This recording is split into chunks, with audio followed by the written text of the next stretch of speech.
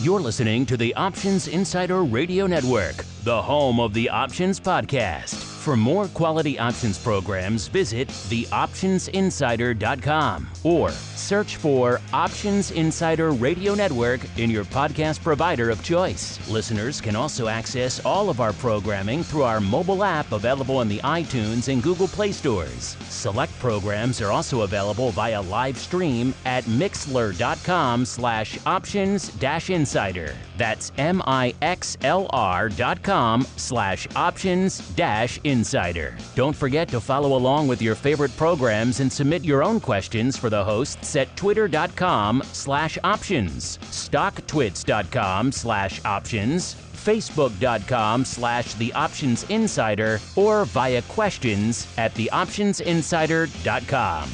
The Options Insider Radio Network is sponsored by Fidelity Investments. Fidelity's Option Trade Builder tool can help you confidently build an options trade in 3 simple steps. Just choose a strategy, select a contract, and then review the benefits and risks of the trade. Learn more about Option Trade Builder at fidelity.com/options. Options trading entails significant risk and is not appropriate for all investors. Certain complex option strategies carry additional risk. Before trading options, contact Fidelity Investments by calling 800-544-5115 to receive a copy of the characteristics and risks of standardized options. Fidelity Brokerage Services, LLC, member NYSE SIPC.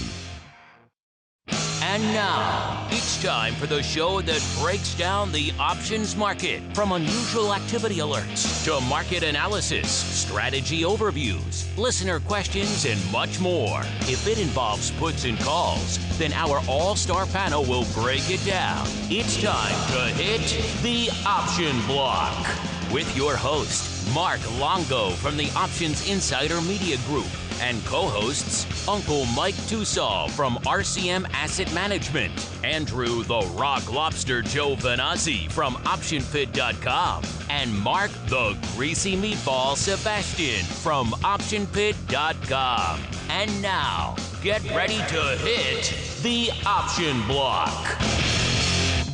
All right, everybody.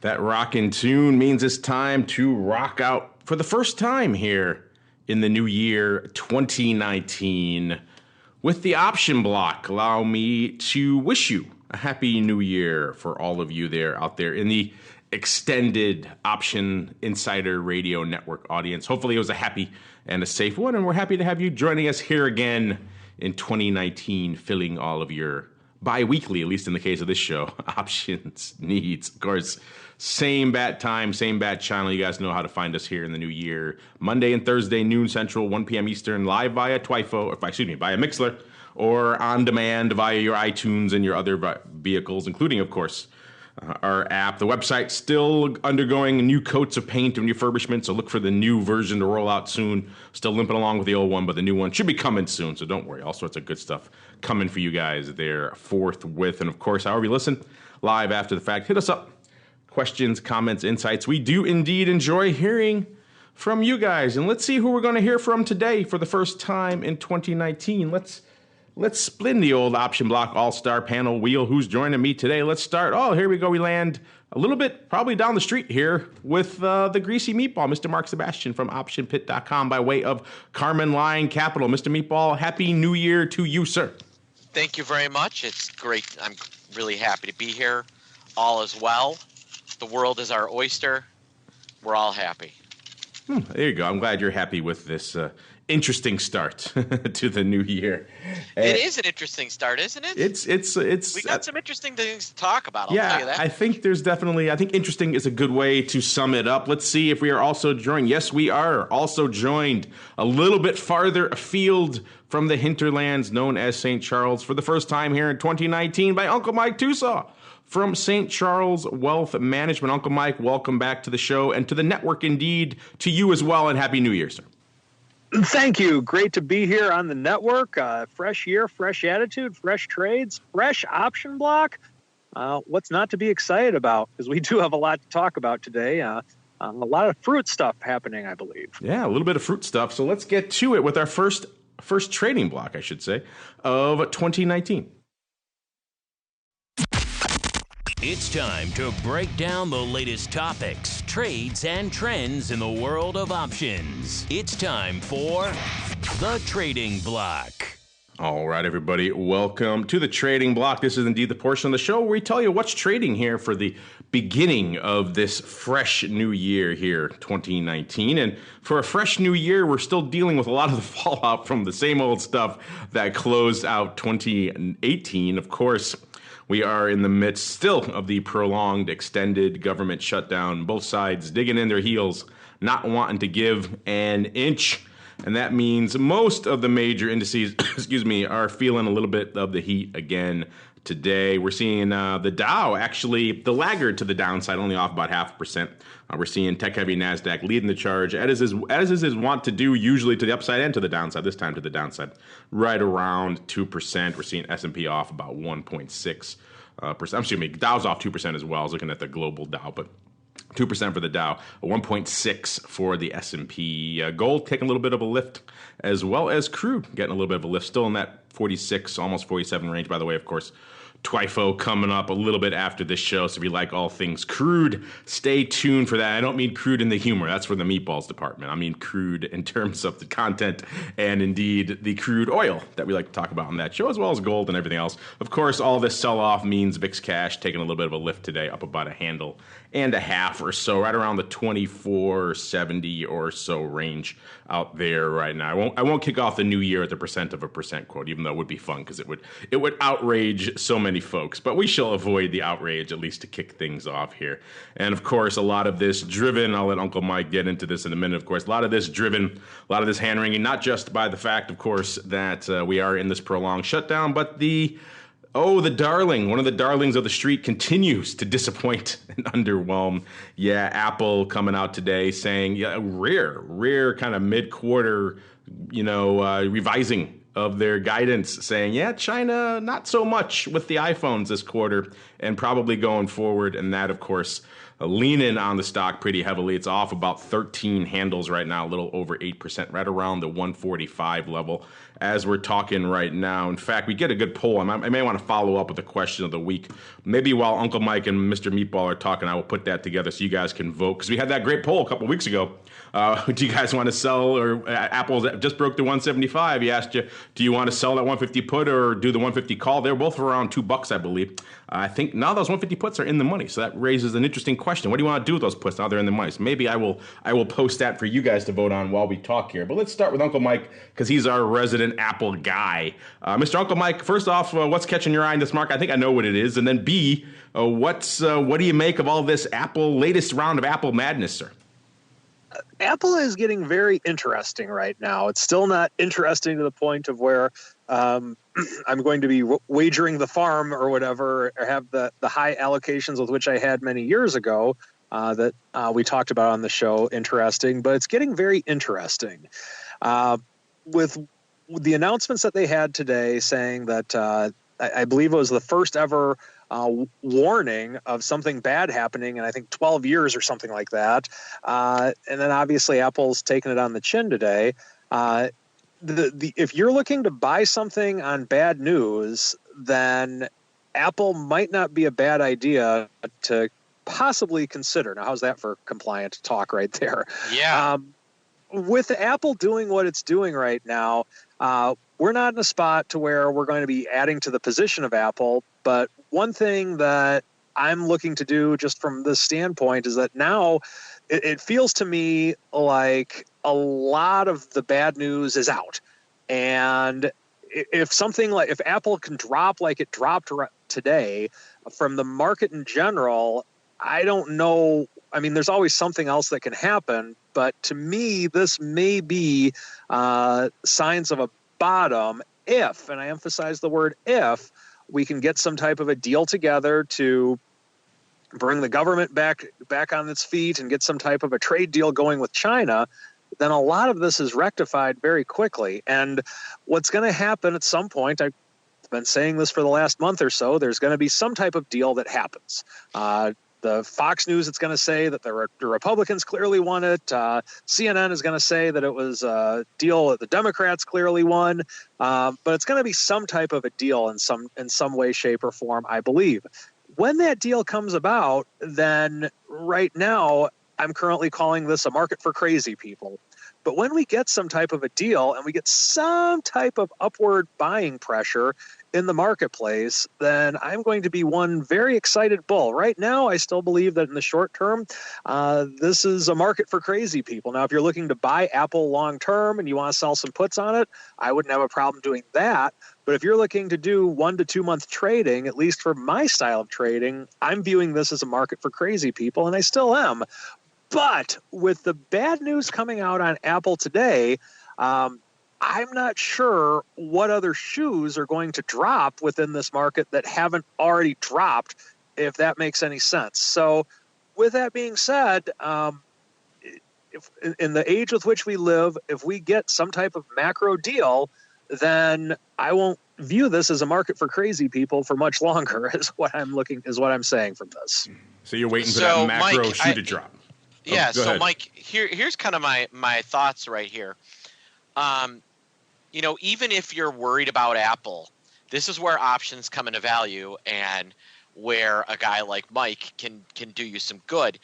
I was looking at July, which is about 7 months from now, and I can sell the July 140 put at about $11.30. That means I would my delivery price would be what, $128.70. You know what the dividend yield of Apple is down there? Over 2%. And Apple's getting to a value proposition where the forward guidance would have to be continually bad, and you would actually have to have a negative outlook on their dividend and a negative outlook on their ability to create on their cash position to actually not want to kind of step in and go after this thing. I think it's probably, very rarely do I say this. I think you got to wonder, how much lower can it really go? Now, Mark, that's interesting because I know you were one of the few when we gave that poll. I think it was like 2 weeks ago. And when it was had just broken through 175 at the time, remember we had like that 150, 200 poll, yep. And everyone was blasting out that 150 put in our poll. You were one of the few who kind of hesitated a little bit and said, well, if it breaks through 150, I may have more structural concerns and I wouldn't want to sell that put. Yeah. So does it sound like you're not as concerned now? Well, I think that what we're seeing is the structural concern. You weren't getting enough premium to handle 144 out of that put at the time. So now that we've actually seen the structural concern come out, I think now's the time to start looking at where you can sell a put and where you can collect premium and where you can get in. So the answer was I was right. But now that we kind of know what's out there, and you can see it in the volatility, there's not really a huge bid for the options, right? Well, why? Well, because it is being priced. The known unknowns, the unknown unknowns are now known knowns, and so you don't have a huge bid for premium. The stock seems to have found a floor, isn't getting any more selling today. In fact, the bottom was overnight, not even during the trading day. So you got to wonder how much more of these these unknown unknowns there are. Apple's got problems. I think the idea that wearables are going to be a mainstream product has been proven wrong. And how many different iPhones do we need? But that doesn't mean that they're not going to continue to produce cash. They're going to sell a lot of phones instead of a exponentially growing number of phones. They're going to make a lot of money instead of an exponentially growing amount of money. Oh, woe is me. I'm just waiting for the market cap to hit, what is it, about 200 something billion, so they can just go private again, and then I'm all in. Speaking of market cap, there was a lot of talk about last year about, who's going to win the race to be the most valuable company at the end of the year. For a while there, Apple, of course, infamously crossed the 1 trillion level. Oh, the mighty have fallen since then. Coming in at the end of the year, so this is the close of the year. And for a while, there was a horse race. Microsoft was leading, and Apple was leading, and Microsoft. Amazon was in there, too. They're all kind of neck and neck. Coming at the end of the year, it was Softy taking it with about $779 billion versus Apple at the time. This is December 31st. Obviously, it's decreased since then. $748.5 billion there, and Amazon, number 3, $734 billion. So substantial losses to the downside in the orders of a $250 billion or so. Some of these names or more even. By the way, that poll is live now, listeners, over there at Options. I put it up so you guys have some chance to chime in on this one. You guys already are doing so en masse. Senior, actually, by the way, I said, you sold the Apple 150 puts in that poll. Remember, they were around, I think, $2, 175, something like that. So let's say you sold the 150 puts for $2. Those are now in the money, or you're long some Apple from around 148. They were Jan expiration, so nothing's expired yet. Things could turn around. But let's just say, what do you do now in this scenario? Do you keep the stock around do you end up buying the stock around the 148 level, assuming all things are keep equal through expiration? Do you maybe sell some covered calls to wheel out, as the old Tosaw team likes to say? Do you roll the puts down? Maybe you still got more structural concerns and you want to keep rolling down, or do you just close it out? Say, I'm just getting the heck out of Dodge.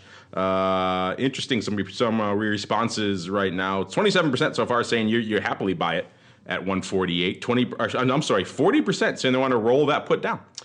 Interesting. So they will close it out, take the hit there, but they will then. We didn't give not enough room to give a new strike, so I'll let that be your imagination where you want to roll to. I'd imagine you're going to roll out a little bit past Jan as well, but rolling the puts actually winning with 40%, then 27% saying buy. I thought more people would want to take the stock and then wheel out. 20% saying wheel out. So maybe the combo, you have the two together, 47%. That's the wheel out. 13% saying want to close it. Senior chiming in says he already sold his and will wait to buy more when Apple recovers a little.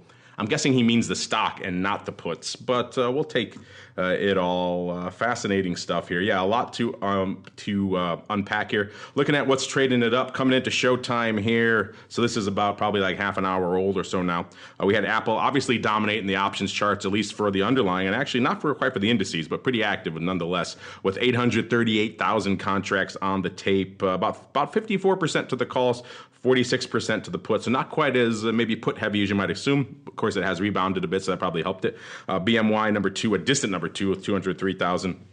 AMD number 3 with 173,000. Then CellG, I believe that could be CellG. Let me pull that guy up to make sure.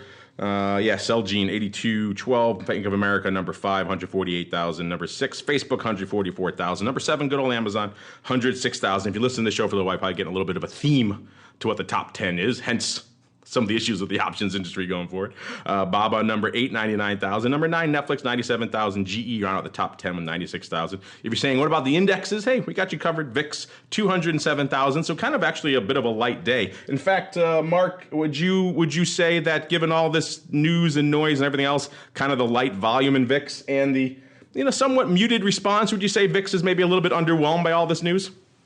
I would say VIX is extremely underwhelmed by all this news, and that we're not really seeing anything we're not seeing any fear anywhere. And implied volatility of VIX, we'll talk about this on VolViews, I assume, tomorrow, but implied volatility of VIX options is disgustingly cheap. And we're down $50, that's 2%. VIX is 25. That price is in about a 1.5% daily move. Sounds like a lot until you realize that we're not moving that much. So if you look at the way VIX is, the markets are saying that this is one-off, not a permanent sell-off, and we may be in this kind of mishmashy. What did I use? Namby-pamby, nimbly-bimbly kind of movement for a while. And, we may bounce around these levels. We're not at pricing like the floor is going to fall out. We're not pricing like we're going to immediately take off higher. What we're pricing like is that there's a lot of money on the sidelines in cash that does not seem to really be interested in getting in right now. And, that may change, but right now, it appears that a lot of people are still in I'm taking my ball and going home mode. Yeah, VIX always a good barometer for that take your ball and go home mode. We're not quite at the level it usually is, which is up there, but still, we've seen enough. I think there's maybe I should add a second condition to my taking a ball and go home. But usually it's the VIX level. It depends on the person, 35, 30, depends on your individual risk tolerance. Clearly, we're not there now. But there's also a sustained amount of volatility over time. So maybe I should add a second, if we're north of, let's say, the mid-20s for an extended period of time, maybe that in aggregate also adds up. So maybe there needs to be a time duration to my new VIX, take your ball and go home. But yeah, I agree with you. It seems like people are definitely hanging on the sidelines right now and saying, what the heck? Where they weren't on the sidelines, though, listeners, was last year when it came to trading options. Go figure, a little bit of vol, a little bit of craziness, a little bit of trade war, a little bit of administration tweeting, a little bit of market shutdown goes a long way in the options business. Remember that I mentioned earlier last year, towards the end of the year, actually, that we were hovering around that $5 billion. We had just eclipsed $5.01 billion. Now the numbers are in for 2018. It's official. OCC as a whole cleared $5.25 billion contracts and 5.14 billion options contracts in 2018. That surpasses the previous record set in 2011 of 4.6 billion total and 4.5 billion options contracts. That's up also 21% from last year's number and 22.6% in overall options. If you look at the chart, by the way, and they have it here, we'll maybe include it in the show notes for you. Look at the table of options volume. You can see kind of just how the industry has been just in plateau mode for the better part of a decade here. That's why the last record was really set way back in 2011 with 4.5 million contracts. In 2012, it was 4 billion. 2013, 4.1 billion. 2014, 4.2 billion. 2015, 4.1 again. 2016, back to 4 billion. 2017, up to 4.1 billion. So we've been kind of vacillating around that 4 billion part for the better part of a decade. So there's been kind of just this inertia around 4 billion contracts for quite a long time in the option space. It took something systemic to really move us off that, and that was kicked off with the Febocalypse, and then it continued throughout the year. So, the old adage that a little vol is good for the option space certainly played out in 2018. Now, obviously, this can be too much of a good thing. Maybe we're seeing some of that now. Hence, a lot of people sitting on the sidelines. But still, last year was a rock'em sock'em year. December also fairly active. Overall volume in December was 429 million contracts, up nearly 30% from the year before. Equity options volume 377 million contracts. That's about 28% increase from December of the year before. Cleared ETF options volume 197.5 million. That's up 52% from December of a year before. Again, December usually kind of a seasonal quiet period. We don't usually have a government shutdown and a trade war lurking in December, so not usually a low baseline to compare against.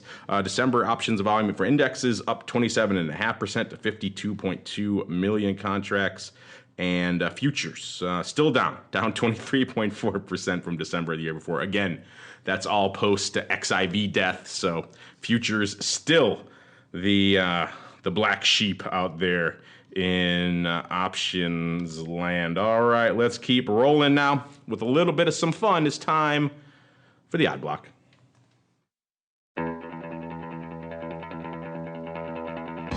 It's time to break down the most interesting, unusual, and downright questionable options activity that's been identified by theoptionsinsider.com. It's time for the Odd Block.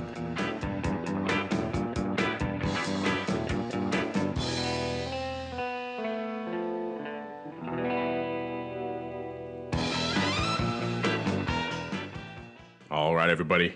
Welcome to the Odd Block, the first Odd Block of 2019. This is where we get weird, we get wild, we look ahead, we look back in the world of weird options trades.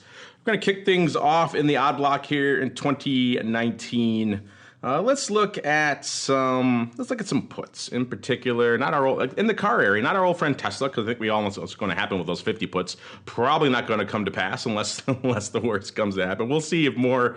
The 2020s were pretty active, so we'll keep an eye on those. See if they continue to be the big player. I don't know if they're going to rival the Jan 2019 50 puts yet. May have a little bit more doing in the OI, but we'll keep an eye on those for you.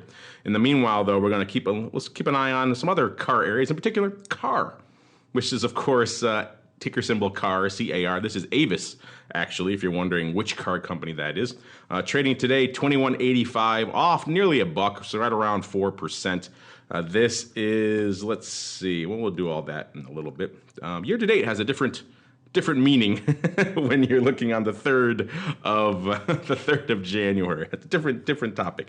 What we saw, excuse me, as I correct this chart here, what I saw today that came across our scanners were the Jan 2021 15 puts. Looks like paper gobbling those up to the tune of 11,000 of those bad boys for nearly trace bucks, $2.90. That's a dime off the offer. So they got a little bit of improvement there, but that looks like pretty squarely paper buying.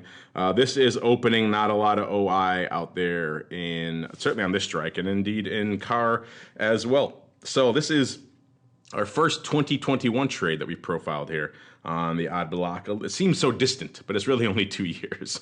So we got a fairly long-term put trade here. The 15 handle, that's what kind of drew our eye. Let's pull up a chart here going back a year, not a year to date, but a full year here in car to see what we were up to a year ago. And a year ago, you can maybe see why someone would be concerned. I said we're trading 21.87 right now. Excuse me. A year ago, it was 40, almost 44. So we're pretty much half of what it was a year ago.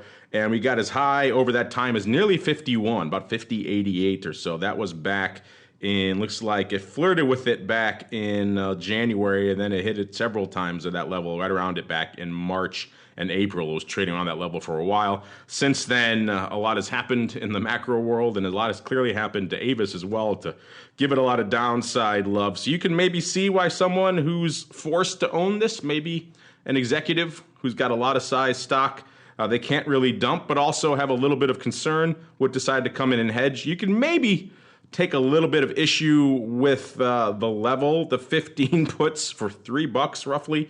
So they're pretty much locking it in at 12.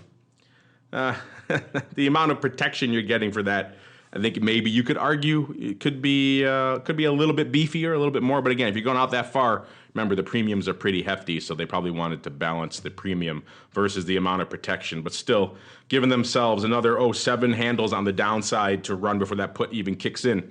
Kind of interesting. Mr. Meatball, this seems to be fairly straightforward opening put love. But what are your thoughts here in general on the notion of doing this, of coming out 2+ years, spending a substantial chunk of what the stock is worth right now, and about 13 or so percent, and to hedge for 2 years at a fairly low level? What are your thoughts on that in general as a trade? Mr. Meatball, are you there, sir? Did you mute? Sorry, I was muted. Muted. Are you a fan of long-term rich puts here? You know, I think I just brought up a long-term rich put today, didn't I? That had some value in it. So it's not a trade that I hate. I can kind of see why someone would want something like that as a way of getting into a stock that they really liked. Now it looks like these are buying though. What about buying for $3? Or as a buy rate, as a hedge, being the other way. Okay. So you like these. You're a fan. You want these in your portfolio. I mean, I would rather sell these than buy these, because I'm assuming there's some sort of stock position with this. That's the only reason to do it. But I get why someone would want this type of thing. Locks in a floor. Yeah, I assume the stock as well. I probably would assume it's a legacy maybe from an executive, but they could be doing it with this. Of course, if they are, not a huge delta on these. You're not getting a lot of shares to buy with this, but that could certainly go up as well. We'll dig in to see if we saw a print of some shares going up with this, if it did indeed go up tide. As we move on to our next featured participant here on The Price is Wrong, aka the Odd Block. No, maybe the price is right. We have some winners here too. We had some big ones last year. Hence, look at the GE puts. That guy won pretty sizably.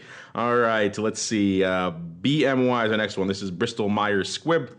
Trading today, 44.75, off about 7.25, right around 14%. This is the name that does. So let's see. Well, before we even get to that, let's look here at what we're highlighting here for today. Looks like we got some good old-fashioned call love lighting us up here. We got the June doubles, aka the 55 calls, lighting it up 10,000 times, pretty much on the offer, $1.35. This is opening as well. So we got some longer term, fairly long term actually, put love. Now we got some nearer term, but still fairly long term, out to June, call love going on out here. So kind of some odd block staples going up here to kick off the year. Let's look at BMY and see how this fares. This looks like what we see a lot here, some fairly straightforward. Again, these were $1.20 at $1.36. These calls went up at $1.35, so right off the offer. So reasonably certain that this is paper coming in to gobble a bit. But again, you never know what they have on, or what maybe they have the best broker on the planet and they were able to override them at that level. And of course, there's always a stock tie, which could play with that number a little bit too. Let's look here and see. Let's look at a year back here on BMY, see what they've been up to. A year ago, they were trading 61 and change. They got as high in that period as around 70 a couple of times. They flirted with it in Feb and March. That was pretty much the time. About February and March is when they kind of flirted with that 70, pretty much 70 even level. Then they sold off pretty hard, down to 51. And then they rallied back towards the latter portion of the year till right around early October. I wonder what happened in early October. I don't know. I'll have to stroke my chin. They got up to about 63 again, and then bam, just clipped aggressively back down to 48. And they kind of been vacillating around in the 40s kind of ever since. So it's not that hard to see these calls. Maybe not. They look kind of rich now, but maybe with a little bit of hindsight, looking at this chart, you could see that they were broken through this level pretty substantially not too long ago, before all the madness happened. So maybe someone deciding that good old Bristol-Myers Squibb a wee bit oversold in all this madness and deciding to get a little bit of their getting where the getting is good. Again, if you're going to get some bullish exposure, I mean, out of the money call is not our favorite thing. We like maybe a little bit longer term stocky plays, something like that, but that's, of course, a little bit meatier trade as well. Or vertical, maybe to see something like that going on as well. But this guy seems like he likes the 55 level. Mr. Meatball, you like those long-term puts. Are you a fan of these roughly 6-month out of the money calls as well, or do these go on your non-savvy radar, sir? So how about these BMY calls, huh? They didn't do anything interesting over the last day or two, did they? Nothing at all. Nothing at all. It's interesting. So this is a short-term loser, but probably a long-term winner, because I think BMY is certainly in the news today with their whole we're buying Celgene dealie. But these are nice and out of the money. So, I don't know what these people were up to, but they are currently unhappy, but who knows what they'll be in a little bit.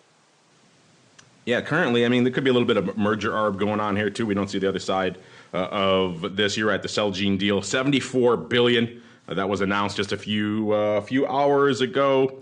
Usually we don't see the call buyers on the acquirer. But again, maybe there could be probably some merger arb going on here. Maybe they think, again, what's hitting this name with the sell-off overdone versus what. Maybe they think there's some play number in that number as well with the deal. So could be some merger arb at foot. 6 months, I don't know the time frame here for this deal. That seems a little quick for that deal to wrap up, but crazier things have happened.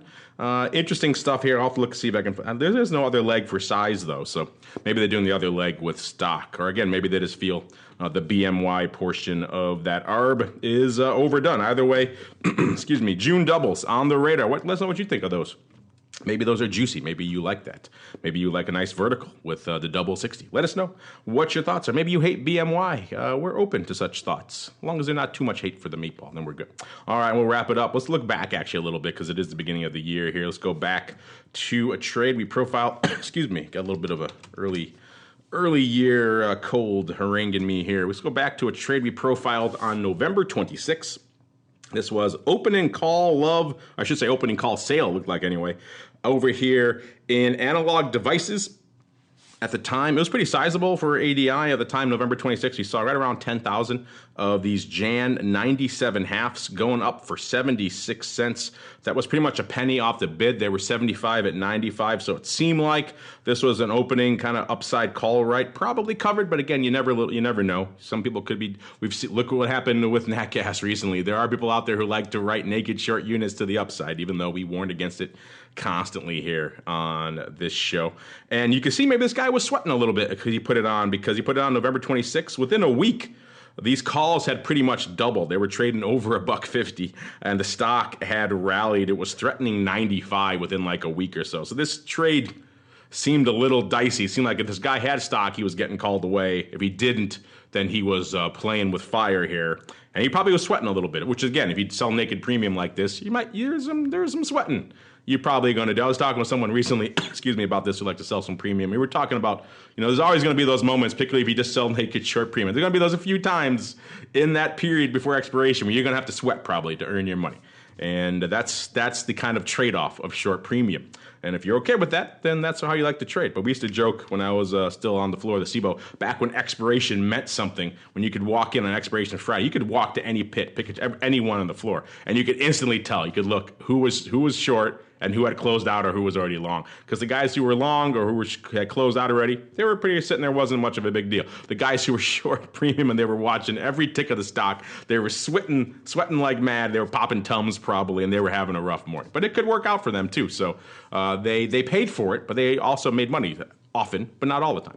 And when it lost heart. So it's one of those things that if you're selling premium, you got to be okay perhaps with a few sleepless nights mixed in there. If you're not, then perhaps not the strategy for you.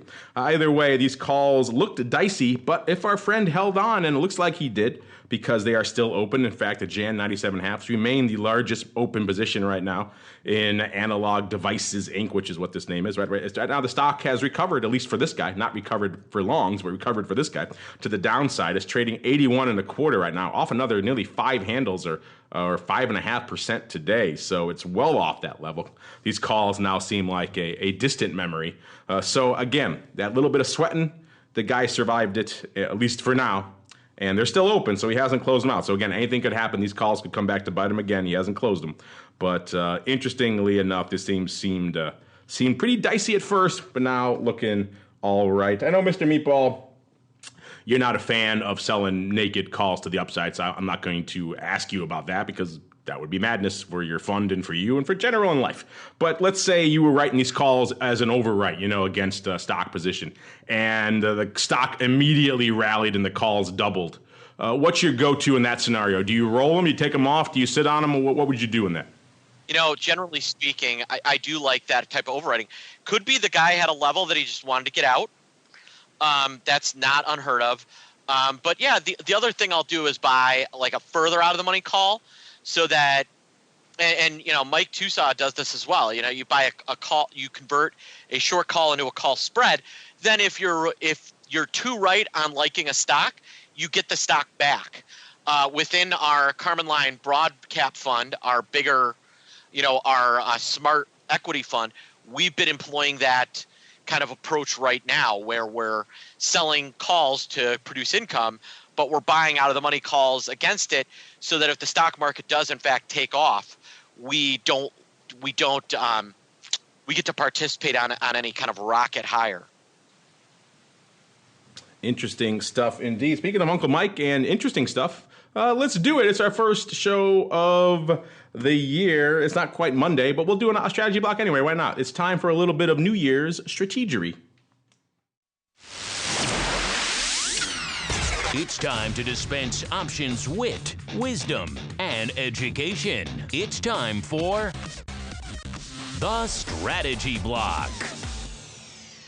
All right, everybody, welcome to the block of strategery. The first one here for 2019. Uncle Mike holds court on topic.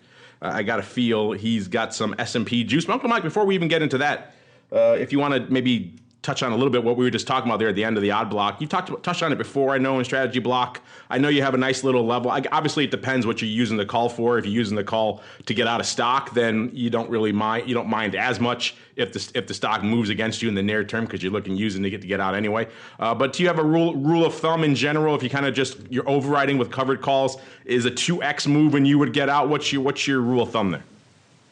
Well, I think that if I'm just looking for income, then it's one of two things. Either if I just don't care, I'll just get out of the stock and let myself get called away, and then come back and try it the next month if possible and see if the stock pulls back. I mean, there's one way of doing it, but I'm kind of with Mark from the standpoint. Over probably the last 4 or 5 years, one thing that I've really become a big fan of is selling call spreads instead of just a general covered call. So that way, by doing that, if you do have the rally, then you're not going to be kicking yourself when it goes higher. And yeah, you got to buy some junk and you got to buy an option that's likely going to expire worthless. But a lot of times it's really turns out pretty well in the end from my experience on it. So if it's a stock that I don't care, that I'm trying to get rid of the stock, or I'm just trying to do a wheel in or wheel out, then yeah, I'll just do a covered call and either get called out or not. But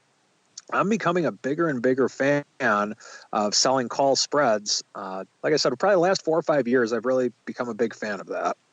I didn't mean to derail your strategy block. It just seemed set up for an interesting conversation. But have at it, sir. S&P 2500, sure. Go to town.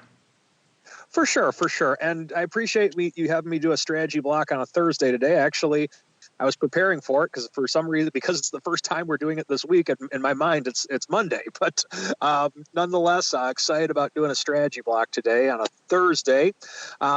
2,500 on the S&P, I think it's a key number. But what I want to emphasize on this, I want to take us back to that wonderful year, a really awful year for some, wonderful year if you were short, of 2008. 2008 was the best trading year of my life for one specific strategy that I had. And the reason why it was such a great year is because I totally broke even.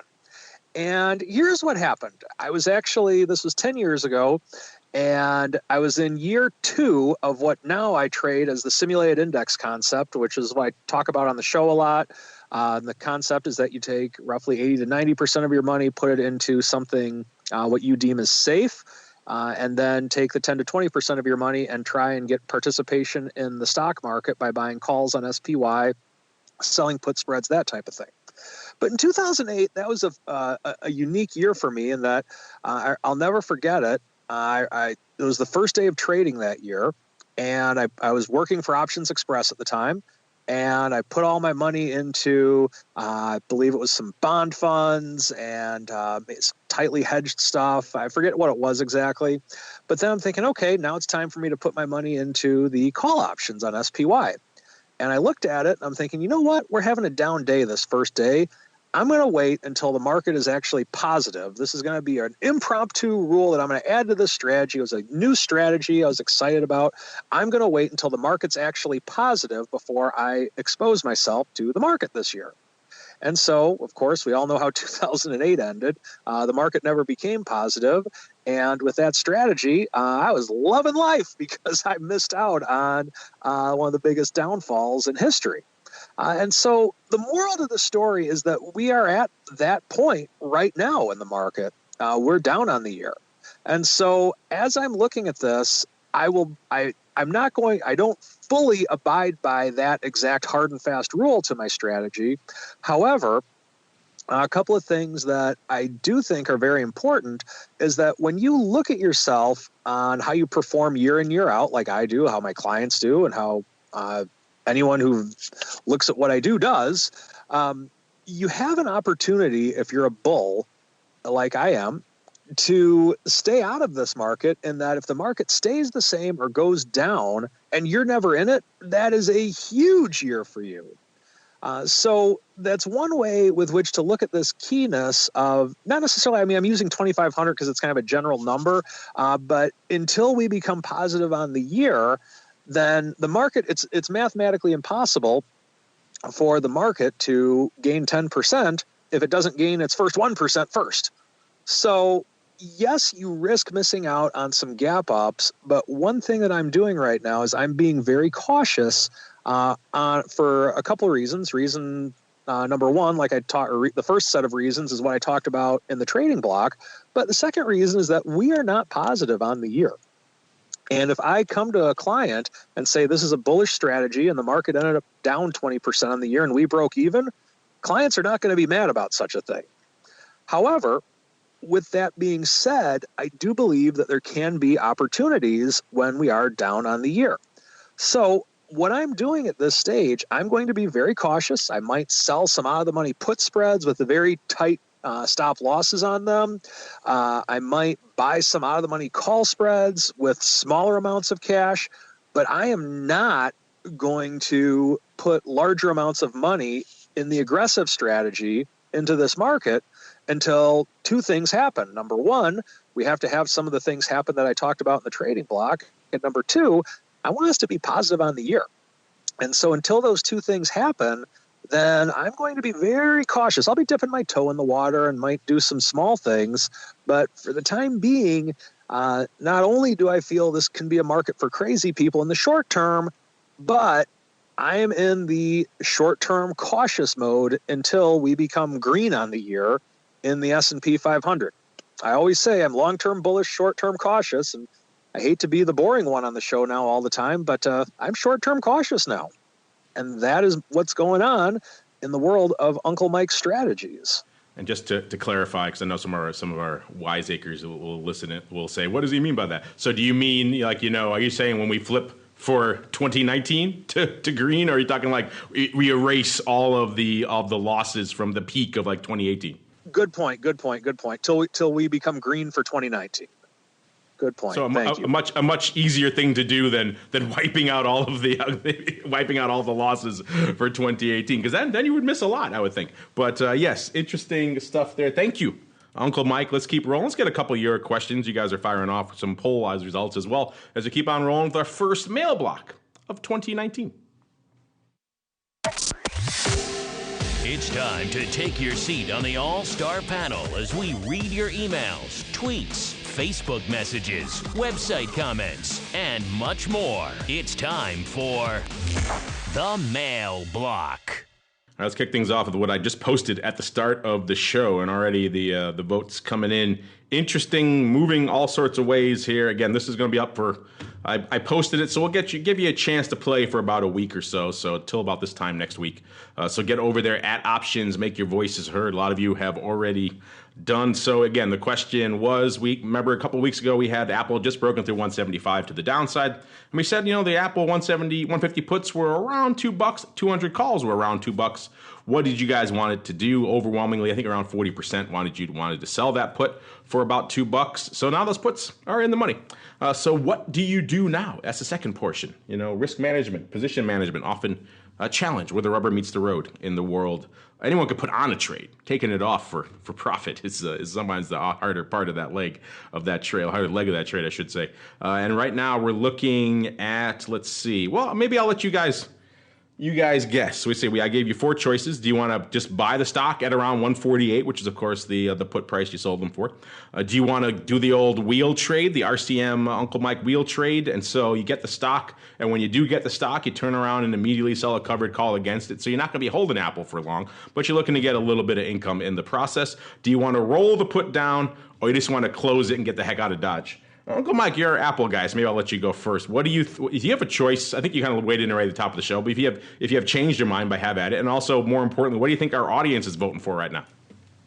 I would personally say own the stock, enjoy it, collect the dividend on it, and just own the stock at this point. If that's the position with which you're in. In terms of what I think the audience is saying, I think the audience is actually saying the same thing. Mr. Meatball, same question for you, sir. You sound like you don't mind it at these levels. You want to own the stock as well? Yeah, we're getting to levels where I'm starting to really like owning the stock, or / wheeling it. I think that it's been interesting, and yeah, I put out a similar poll on Apple last night on where we think we're going to go, and I got to say there's a lot of people that think Apple's going to continue to go lower. Well, yeah, I'm looking at this right now, and it's a tie, actually. I was surprised. It's a tie with 31% saying they would happily buy the stock at around 148, so taking kind of the Uncle Mike meatball leg of that. And then 31% also saying they want to roll that put down.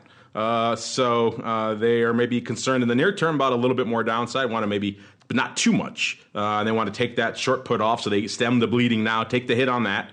So you're going to take a hit for a few bucks there, but you're okay with that apparently because you don't mind selling to put a little bit lower, and maybe you think you're going to get the stock at a lower level, which is kind of interesting as well. As you speak, these numbers are moving all over the place. 24% now for wheeling out the old Uncle Mike with the covered call, so you get the stock put to you in a couple of weeks on Jan expiration. You immediately turn around. Let's say maybe for the sake of argument, you sell the 150 call again if the stock's still around here, so you wheel right back out. Maybe get a little bit of appreciation along the way too. So not the worst trade. And 14% saying you're washing your hands of this bad boy. No, closing out this position. This one's moving all over the place, hot and heavy. I'm sure by the time we gather here together on Monday, we've had a few days inside this poll. It'll have a lot of stuff to discuss and debate here on the old program. Let's get some questions here. N56 wants to know, have I used Robinhood for options? What's my impression, and what's the impression of your listeners? I have not. I was just talking about someone the other day. I need to fire that up and try it out for myself. I've heard a lot of things anecdotally about it, so I want to kind of have some firsthand experience when I speak about it here on the show. But I have not personally used it. In terms of the aggregate sense I'm getting from the audience, it's twofold. It's interesting. On the one hand, I assumed, like a lot of the freebie options models I've seen in the past, that the experience would be quite awful, quite frankly. And I'm hearing even from some hardcores in our audience who know better that it actually isn't. It actually is surprisingly good, which surprised me, which makes me want to go try it for myself. Again, that's all third party. But also there are some problems. Like Kevin Trades chimed in. This came in like a week or so ago, and he tweeted us and also Robinhood saying, "Hey, it seems like you guys are having some major problems right now. I'm not the only one getting messed about here." And shared a screenshot of it says options showing erroneous executions, and their options trading was currently down. This was like mid to late December. So if that's the case, then that's not cool. You can't have, especially an options broker, you can't be down because, a lot of our people are day trading. They want to get in and out. They're active traders if you're trading options. You can't just not like a set in and forget it mutual fund, which doesn't really matter. They want to get in and out. And being down, again, that's the first I've seen of that. I haven't had a chance. Every broker goes down every now and then. So that could just be the one time Robinhood had a bad outage and they were unlucky enough to have it get sheared. But if that's the case, I do want to talk to the Robinhood people. We're working to get that happen, so maybe get them on the network and kind of get their sense for what they think about options, if that's a big push for them, as well as crypto, a bunch of other things that they're doing over there. So hopefully we'll get that rolling. But in the meantime, I have not used it. Have either of you guys used it, or maybe heard anecdotally from any of your clients or mentees that have tried it? They have any impressions of it? No. I figured one crazy would have at least thrown some cash just to try it out. So yeah, the answer is none of us have tried it here. What was the first writer inner? NN56. None of us have tried it, but I hope to. Maybe I'll throw it around. I don't have time today, but later one of these days I'll throw it around. And because we do like to keep abreast of all the offerings out there on the brokerage side of the space and see what they have going for you, which is kind of interesting. All right, let's keep on rolling to our final segment. It is time to go around the block. It's time to tell you what we'll be watching on our trading screens until the next episode. It's time for Around the Block. All right, everybody. It's time to go around the block for the first time here in 2019. This is, of course, the portion of the show where we kind of tell you what the heck we're watching and keeping an eye on for the rest of the week. I think we kind of know what Uncle Mike's watching. He's waiting for that magical moment where we go green on the year. Is that your big thing you're watching, Uncle Mike, or what else is on your radar, sir? Well, yeah, of course, I definitely want to see if we're going green on the year. But right now, I think I'm not only looking at a lot of things macro, but on top of that, how Apple's going to factor into the macro market. The fact that we have a market that is so dependent upon FANG stocks, and with Apple, we have it set to where if Apple is having bad things happening in China, then that's going to kind of have a ripple effect overall in the market space. And so I don't plan on taking any more position in Apple than we already have in the strategic night, of course. But with looking at how this plays out, with Apple having bad numbers out of China, I think this is going to have some type of an effect on how quickly this, and I'm using air quotes right now, deal actually happens with China. So watching the government shutdown, and just seeing where we're at with a lot of these things. And if we don't go positive on the year, I'm going to remain cautious. Mike, I just want to, to your point, I think that we have to ask ourselves a bigger question about the Apple issue in China. And the question is, what does the economy actually look like in China right now? Now, I'm not there, but, they've now had negative PMI number. They've had negative manufacturing growth. Apple just warned, I can tell you this, their 6.5% growth projection is less believable than Bitcoin to 100,000. And I think that they may, in fact, be in a recession right now. They've got some banking issues and other things, but I think this trade war was probably the branch that broke the camel's back. And so then the question is, all right, so the trade war, does this actually encourage them to solve the trade war, or does this cause them to dig in? Well, if Xi's long-term goal is to retain power, he needs that economy to work, and they're going to have to play ball. So my belief, believe it or not, is that Apple warning, it means that there's this Apple warning and the negative growth rate in China means that we're more likely to have a deal than less. You get that done. I think the Fed raising rates for the next 6 months is off the table. We'll know that in March, if not before then. And then and the government shutdown. At this point, I don't have a opinion on a wall, but what I will have an opinion on is that $5 billion in the $2 trillion budget is not worth having this impasse. Just get something done and both of you stop being idiots and figure something out for the betterment of the country and stop worrying about your base. When that gets done, then, I think that will be done. And unfortunately, that music means we are done. Politician not worrying about his base, sir. Madness. I know. How dare you think about what you're actually supposed to be doing? It's funny. You think of all this fighting over $5 billion, and we've lost what? I just said $250 billion in Apple alone. I mean, the last major budget fight where the sequester was because they could only have a $1 trillion budget on both ends. I mean, we're talking about, what amounts to about 2% of the federal budget. Less than that, right? We're talking about 0.2% of the federal budget. You can, they could just tell the Army to buy 10 fewer $500 million hammers. Yes, the old $500 million hammer or the $1 million toilet. Pick your poison out there. Pick your poison out there in Army land. Of course, that music means we're done here, but we're not done for the day, listeners. So if you're listening live, get a beverage, relax. We'll pump some fun stuff into the live stream. Come back here at 1:30 for TWIFO. We'll see who will be joining me. It's a bit of a round robin. It's all up in the air right now. Everyone's traveling or sick, all sorts of craziness. So we'll see what the guest roulette brings us in about half an hour. We'll be talking all sorts of fun on the TWIFO side. So stay tuned for that. But before we go, let's go back around the horn. By the way, all of us, we kind of buried the lead. The sad news to kick off the year, of course, we like talking silly 80s wrestling.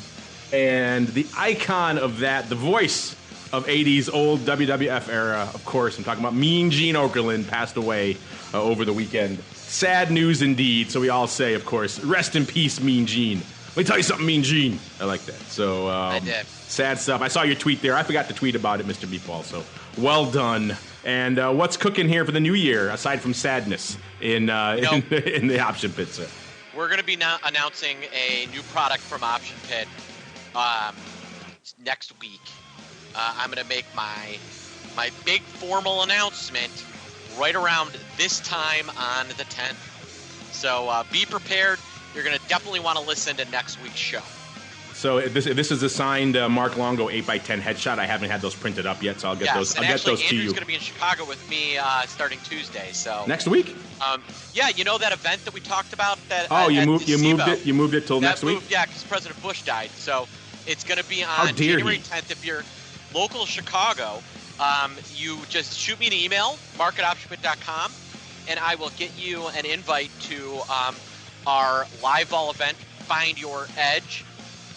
It is going to be an hour and a half of me and Kathy Clay speaking, and then a good hour of cocktails.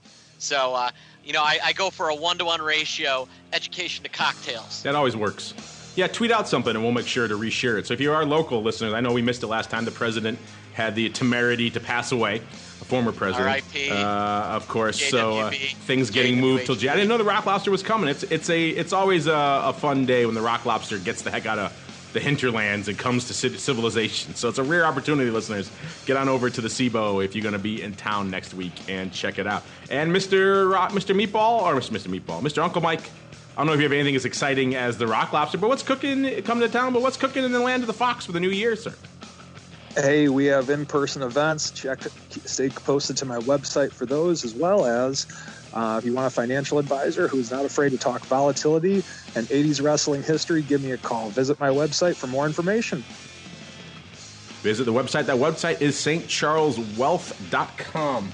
I think it's just St. Charles Wealth, not Saint spelled out. So it's stcharleswealth.com to learn. Click on the Fox to learn more and maybe win fabulous prizes. No prizes guaranteed. That's just me saying that so his compliance doesn't get him in trouble. But maybe someday there will be fun prizes. Check it out, stcharleswealth.com. In the meantime, check us out in about 26 minutes for some TWIFO. Otherwise, we'll see you back here next week for more of the Option Block.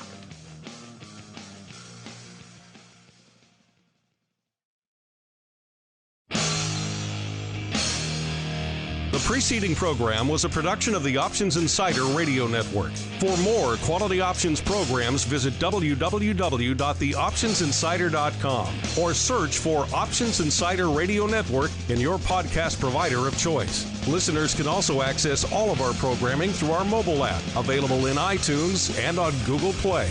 Don't forget to follow along with your favorite programs and submit your own questions for the hosts at twitter.com/options, facebook.com/theoptionsinsider, or via questions@theoptionsinsider.com.